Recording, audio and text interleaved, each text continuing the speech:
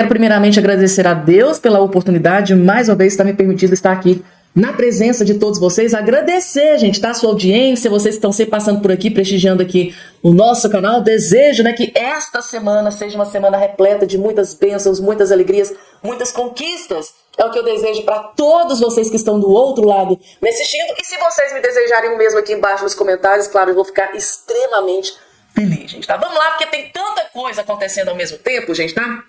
Que eu tô simplesmente chocada com as últimas informações que foram divulgadas aqui. Pra vocês terem noção, gente, do que eu vou trazer pra vocês aqui.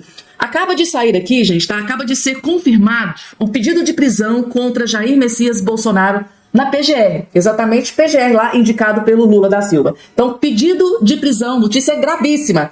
Pedido de prisão contra Jair Messias Bolsonaro, tá? Agora na PGR. E o motivo, gente, tá? É que vocês vão ficar de queixo caído, tá?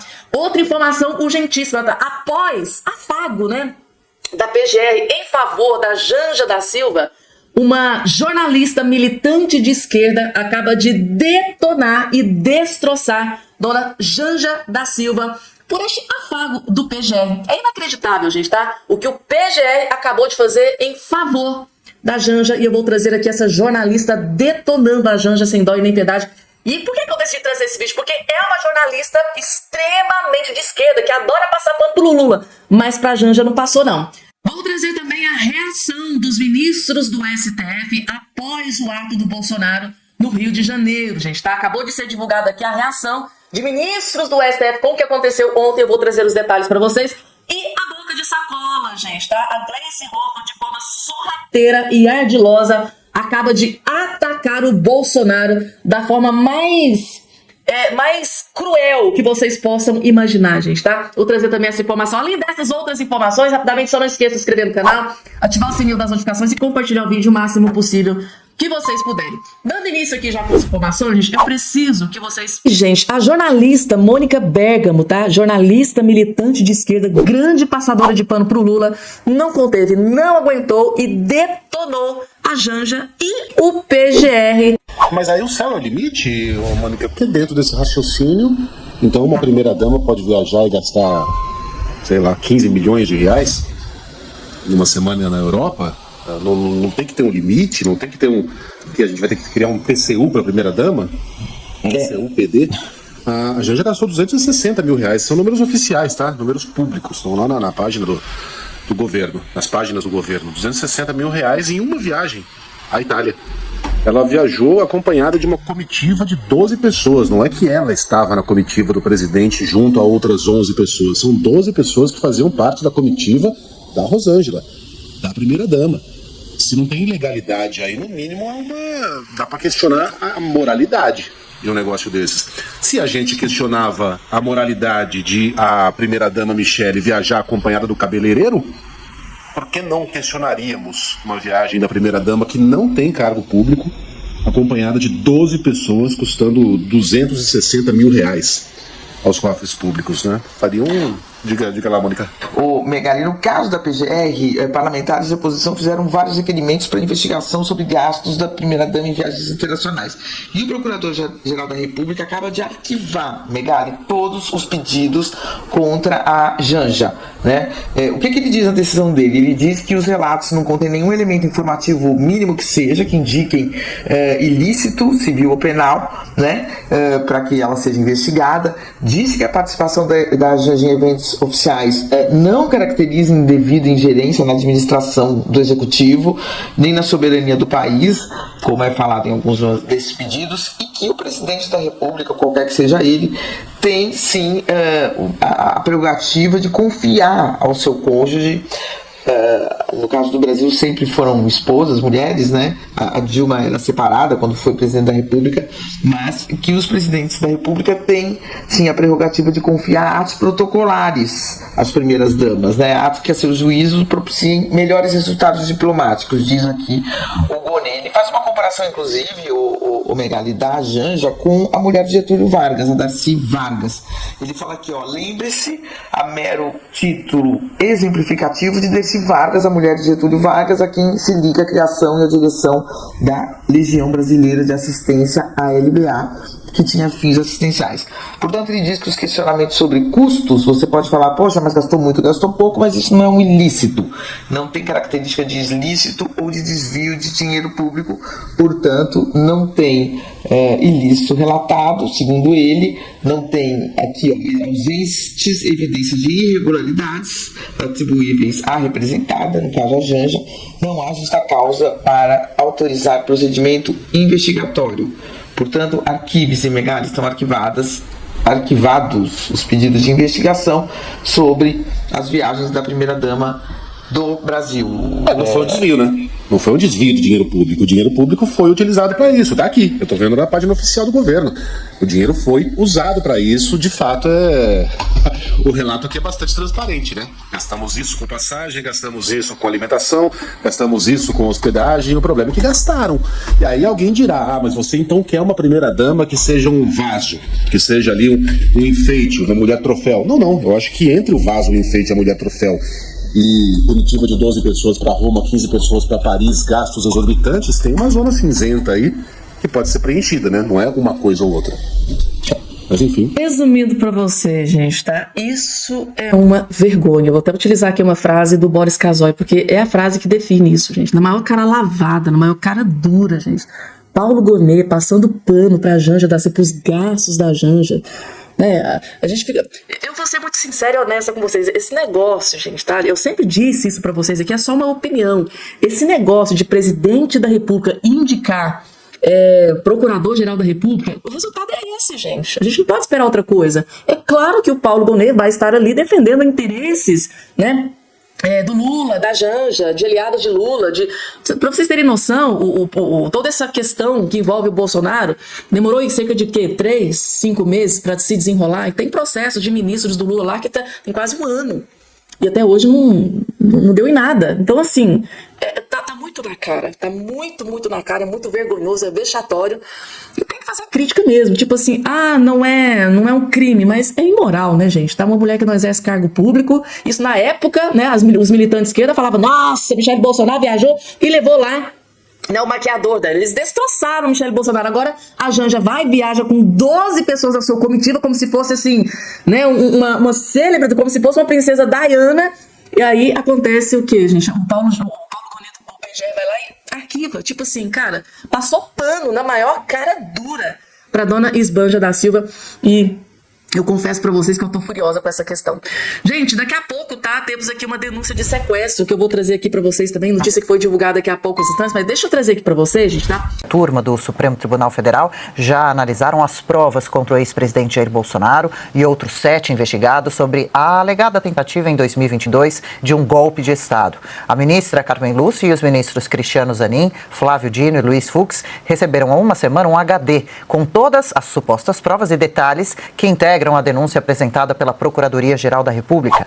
O material foi enviado pelo relator do caso, o ministro Alexandre de Moraes, para facilitar a análise do caso.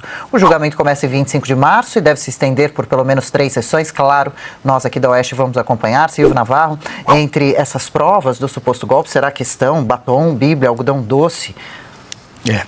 Provavelmente. Aliás, tudo isso, ou só isso, o que a gente conseguiu encontrar nas quase 900 páginas produzidas pela Polícia Federal em 2 anos. Olha, Adriana, eu queria, inclusive, pedir, se a nossa produção tiver condições aqui durante o comentário, de exibir a capa da edição desta semana da Revista Oeste, assinada por José Roberto Guzzo, talvez uma das mais importantes capas produzidas nesses 5 anos de Revista Oeste, intitulada Pelo Resto da Vida. E ele utiliza, logo na abertura, algo que resume muito do nosso trabalho aqui nesse período todo. Abre aspas para o texto. Vamos direto ao que este artigo tem realmente para dizer. A Revista Oeste não vai se conformar nunca em conviver com o absurdo. Há mais de 2 anos, o consórcio Lula-STF, a mídia e os milionários com pegada social querem que você acredite numa história de sanatório geral. É disso que se trata.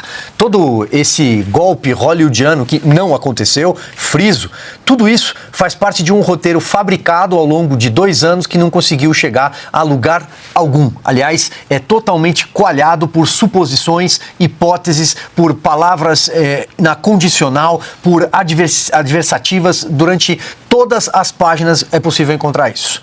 Um relatório da Polícia Federal deveria ter materialidade comprovada, acima de tudo, coisa que não tem. O Procurador-Geral da República, o Parquet, o responsável então pelo processo acusatório, que, como eu disse no comentário anterior, estava jogando na linha de escanteio até então, despachou isso com uma celeridade enorme para o Supremo Tribunal Federal e lá cai em turma e não em plenário. Puxa vida, um processo todo, agora eles vão simplesmente aceitar a denúncia. Ou seja, o presidente Jair Bolsonaro e demais 33 pessoas se tornarão réus, vão passar a responder por um processo que pode, lá na frente, se as acusações todas forem aceitas pelos ministros, terminar numa eventual prisão. A pergunta que fica é, um caso que pode ter uma repercussão nacional como já tem, que pode levar pessoas da estatura de um presidente da República para a prisão, não deveria ser analisado por 11 ministros da Corte? Será que o Brasil, será que as páginas de história não têm o direito de saber o que pensam cada um dos 11 ministros do Supremo Tribunal Federal? Não, por conta de um regimento interno, mais uma vez uma norma interna, essa ação penal vai ser julgada por uma turma. É a primeira, é a do ministro Alexandre de Moraes. E aí a gente pode também perguntar, mas o ministro Alexandre de Moraes preside todos os inquéritos, ele é relator e ele é vítima nesse caso, porque ele disse que nessas páginas constam ali algumas linhas em conversas amalucadas, se é que existiram, que havia um plano para matá-lo. Matá-lo talvez em praça pública. Em pleno Ocidente ele poderia ser enforcado, por exemplo. Parece inverossímil, mas é o que está lá. Então ele é vítima. Se ele é vítima, ele não poderia julgar, ele tem que se declarar impedido. Aí vai lá e o presidente desta turma se chama Cristiano Zanin, mas Cristiano Zanin não era advogado eleitoral do Lula na campanha, tanto que quando da ação do Tribunal Superior Eleitoral que envolvia a história da reclamação do presidente Jair Bolsonaro sobre a corrida eleitoral para embaixadores, ele se declara impedido de votar. O que mudou? Se agora, segundo esse catatal de papel, o que consta é que se tratava de não aceitar o resultado da eleição. Mas não é a mesma eleição? Então por que agora ele pode votar no STF? Aliás, ele pode pautar, já datou, dia 25 de março, mas ele não podia lá atrás. E finalizo, só para ficar em 3 casos, porque são 5 ministros de turma. E aí, tirando esses 3, a gente já poderia até imaginar. Flávio Dino. Flávio Dino era o ministro da Justiça e, segundo ele declarou ao Fantástico, depois do 8 de janeiro ele assistiu tudo de camarote, todo aquele tumulto, aquela baderna. A Força Nacional cercou o Palácio da Justiça, que é contíguo ao Palácio do Planalto, e ele ficou lá, encastelado. Ele estava muito bem protegido. Há um problema com o Plano Escudo, com a mobilização de tropas de parte a parte, ninguém sabe quem esqueceu. A porta do Palácio do Planalto aberta. Vejam vocês. Há imagens que sumiram. Talvez se o ministro Flávio Dino tivesse preservado essas imagens, as investigações teriam chegado a outro lugar. Ele não deveria se declarar impedido?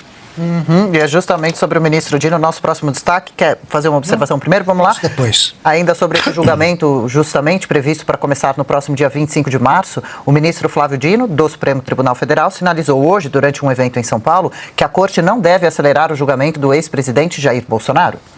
Ninguém vai arriscar a sua biografia, a sua ética profissional, julgando casuisticamente pessoas. O que haverá é o julgamento de fatos e provas, nos autos. Afirmo a vocês. Porque o Supremo tem uma tradição que, independentemente de você gostar de uma ou outra decisão, que é legítimo, mas o Supremo tem um código de conduta. E ninguém vai violar esse código de conduta por conta de calendário eleitoral ou interesses políticos. Hoje, o presidente do STF, ministro Luiz Roberto Barroso, convocou uma sessão virtual para decidir se os ministros Alexandre de Moraes, Cristiano Zanin e Flávio Dino devem ou não ser excluídos do julgamento da denúncia contra o ex-presidente Jair Bolsonaro e outros 7 aliados pela suposta tentativa de golpe de Estado. A defesa do ex-presidente Jair Bolsonaro solicitou o afastamento dos ministros Dino, Zanin do julgamento, alegando que ambos apresentaram notícias-crime contra ele antes de assumirem cadeiras no STF, Augusto. Mas é o espetáculo do cinismo, né? Do cinismo. Como é que o Flávio Dino, que diz que o Bolsonaro é o diabo, né? O demônio, embora ele seja comunista, ele, quando convém, ele menciona Deus, diabo. Então, mas é o seguinte, como é que ele vai deixar de ser parcial. Já condenou o Bolsonaro. Já condenou, com declarações. Os juízes do Brasil, da Suprema Corte, eles se manifestam sobre o processo publicamente. O Bolsonaro já está condenado por eles.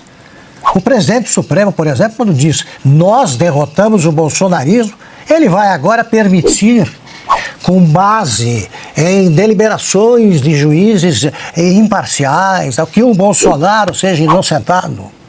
Como é que pode? Como é que o advogado do Lula vai inocentar alguém que ameaça diretamente a permanência da presidência de quem o nomeou? Acha que ele adere a esse discurso de que houve um golpe, uma tentativa de golpe contra o Lula. E agora o advogado do Lula, que mentiu o tempo todo, enquanto correram os processos da Lava Jato, em defesa do seu cliente, vai agora fazer justiça. Quer dizer, é muito cinismo. Esse Flávio Dino, ele é um cínico vocacional. Ele foi juiz federal, sendo filiado ao PCdoB, na linha chinesa, né, que nasceu como uma corrente dissidente do Partidão, Partido Comunista Brasileiro. E ele ainda seguia o livrinho do Mao Tse Tung, ainda, né, já era adulto. Depois ele foi governador, sempre no PCdoB. Mudou de partido agora porque oportunista convinha ficar ao lado do Alckmin. Olha só como ele se parece. E agora vem dizer que o julgamento será feito por juízes imparciais. O Alexandre de Moraes é um deles. Então pare de ser cínico, pelo menos. Larguem tudo que vocês estão fazendo para prestar muita, mas muita atenção nesse vídeo da deputada federal Bia Kicis, porque ela acabou de fazer aqui uma denúncia gravíssima que está prestes a acontecer contra Jair Messias Bolsonaro. Ela teve acesso aqui a algumas informações e ela quebrou o silêncio e decidiu revelar absolutamente tudo que está sendo tramado, né, contra o Bolsonaro. Assistam com muita atenção. Que eu sou uma pessoa que vim da área jurídica. Eu fui procuradora do Distrito Federal por 24 anos e sou advogada desde 1984, inscrita na UAB desde 1984. E eu nunca vi nada nem de longe parecido com o que nós estamos vivendo no Brasil.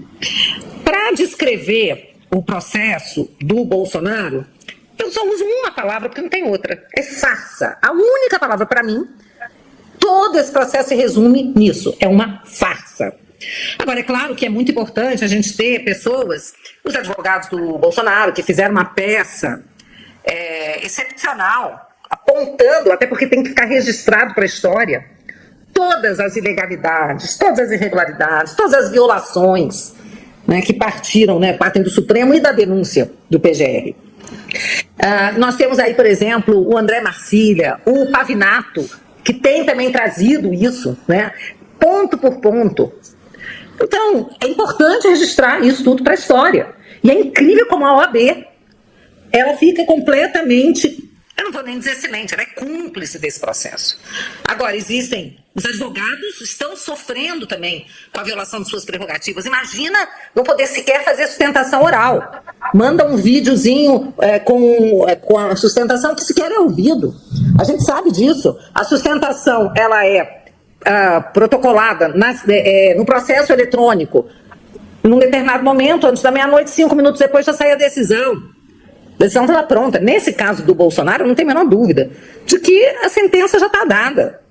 Não é? Seria realmente um milagre acontecer algo diferente. E a gente acredita em milagres, mas só um milagre para mudar essa decisão, que já está dada. Imaginem, ainda na primeira turma. Mas eu digo o seguinte, não adianta os advogados ficarem brigando por questões processuais apenas, quando está tudo viciado desde o início.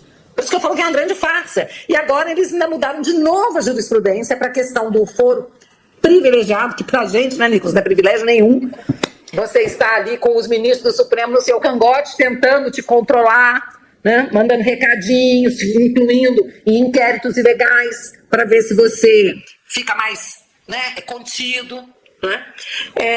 Então, só é privilégio para pessoas como Renan Calheiros, que sabe que o processo contra ele, a investigação, não vai andar. Ainda vai ser arquivado, porque está há muito tempo, esse inquérito já está há 4 anos, não achamos nada, então arquiva. Para ele, pode ser. um foro privilegiado, que é o nome que se dá, que na verdade é o foro por prerrogativa de função. Então agora o Supremo resolveu voltar atrás, retroceder e dizer que se você deixa o cargo, como deixa de ser presidente, deixa de ser senador, deixa de ser deputado, o foro continua. Quer dizer, eles já tinham pacificado a questão que se você saiu do cargo, vai para a primeira instância. Agora não. Por quê? Eles querem concentrar todo o poder para eles. Eles se deram os meios de ação que a Constituição não os deu. Eles se deram os meios de ação e eles estão exercendo cada vez mais esse poder. E eu digo que há uma cumplicidade muito grande entre eles, porque cada vez que um extrapola, caminha mais, faz mais um abuso, ele está abrindo caminho para que todos se sintam completamente à vontade, né, com essa sensação de impunidade. Mas eu quero dizer aqui que estou muito esperançosa, porque todo o trabalho que a gente vem fazendo fora do Brasil, há mais de 2 anos, né, levando para fora do Brasil o que está acontecendo aqui, mantendo relacionamento com parlamentares, deputados, senadores, pessoas da equipe aí do governo Trump, pessoas importantes e jornalistas, e aliado a isso aí o trabalho do Consta, do Paulo Figueiredo, da Ana, de vocês, é um trabalho excepcional, liderado aí pelo Eduardo Bolsonaro, que começou isso lá atrás. Esse trabalho vai dar resultado, já está dando. Os ministros não estão mais fazendo piadinha, quem vai perder o visto primeiro. Eles estão com medo, eles realmente estão com medo, vendendo patrimônio nos Estados Unidos, porque eles sabem que uma hora, e essa hora não está tão longe assim não, uma hora isso vai começar a dar resultados concretos aqui no Brasil. E a minha esperança é de que, na hora que isso acontecer com 1 ou 2, os outros queiram se afastar, porque não vão querer eles também ficar sem visto, ficar sem acesso à rede bancária, cartão de crédito, né? Então eu acho que nessa hora, né? Quando a água, né? Esse é o ditado. Quando a água bate na bunda, a pessoa esperneia, né? Eu tenho certeza absoluta, gente. Se acontecer, claro, de ser aprovado esse projeto de lei nos Estados Unidos, e vou citar um exemplo aqui para vocês, alguma autoridade aqui no Brasil tenha o visto cancelado, tenha dinheiro confiscado, bens confiscados nos Estados Unidos, eu tenho certeza absoluta que vai servir de exemplo para que outras autoridades pensem muito antes de cometer qualquer tipo de censura quanto a um cidadão americano, liberdade de expressão ou qualquer coisa nesse sentido. Então, e aqui está esperançosa e assim, gente, tá?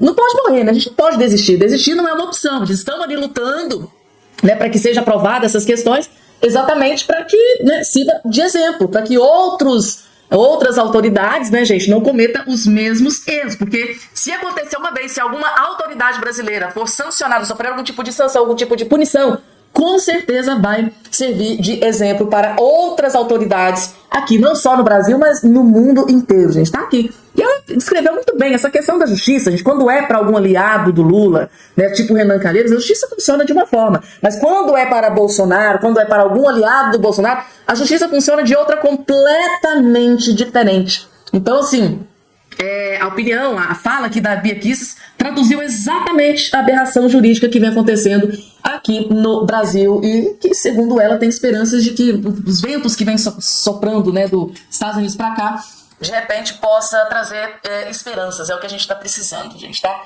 E aí, gente, vocês gostaram da quanta riqueza de detalhes, né, de informações num pequeno vídeo, né, da deputada federal Bia Kicis? Quantas informações importantes e relevantes em apenas aqui num vídeo, né, curtíssimo. Próxima informação na tela. Gente, para vocês entenderem, a próxima informação que eu vou trazer aqui para vocês, primeiro, vocês precisam ter acesso a essa que está aparecendo aqui na sua tela, tá? Cláudio Humberto, tá? Ele fez essa postagem aqui e logo em seguida eu vou trazer aqui um vídeo de uma jornalista militante esquerda, passadora de pano pro Lula, detonando e destroçando a Janja por causa dessa decisão do PGR. Vejam só. PGR passa pano para a Janja, até compara a mulher de Vargas e arquiva denúncia. Então, PGR, Paulo Gonet do Lula, arquivou aqui denúncias contra Janja da Silva. Então, a notícia é essa daqui, ó. Ao livrar Janja de questionamentos sobre gastos milionários em viagens, o Procurador-Geral da República, Paulo Gonet, achou pouco e ainda passou pano para a primeira-dama, lembrando o papel social da mulher do ditador Getúlio, tá? Darcy Vargas, que criou a LBA, Legião Brasileira de Assistência. O doutor em História, Enio Viterbo, não se conteve. Sabe por que o Congresso não questionou o papel social da Darcy Gonet? Para Darcy Gonet, tá? Tá fazendo uma pergunta. Sabe por quê? Tá? Sabe por que o Congresso não questionou o papel social da Darcy Gonet? É porque estava fechado em 1942, no curso do golpe de Getúlio em 1937. Então, ou seja, Gente, uma vergonha. Congresso, né, cancelado. Getúlio fechou o Congresso 2 vezes. A primeira após a Revolução de 1930, enquanto era chefe do governo provisório, e depois em 37. Foi exatamente esta época aí que a primeira-dama dele foi denunciada, né, que nada aconteceu. Então, aí, gente, eu vou trazer aqui, tá aqui, como vocês já sabem. Não vou ver aqui o restante da matéria, porque o que vocês precisam saber é exatamente isso, que o PGR do Lula, Paulo Gonet, passou pano, tá? E deu uma ajudinha pra Janja da Silva lá na PGR, né? A boca de sacola, gente, tá? A boca grande, né? Uma vez um inscrito fez esse comentário aqui, eu achei interessante, né? A boca de sacola da Gleice Hoffmann não perde uma oportunidade de atacar de forma sorrateira o Bolsonaro. Bolsonaro tem medo da prisão, diz Gleice Hoffmann ao rebater fala de Tarcísio no ato, né, em ato no Rio de Janeiro. Tá aqui.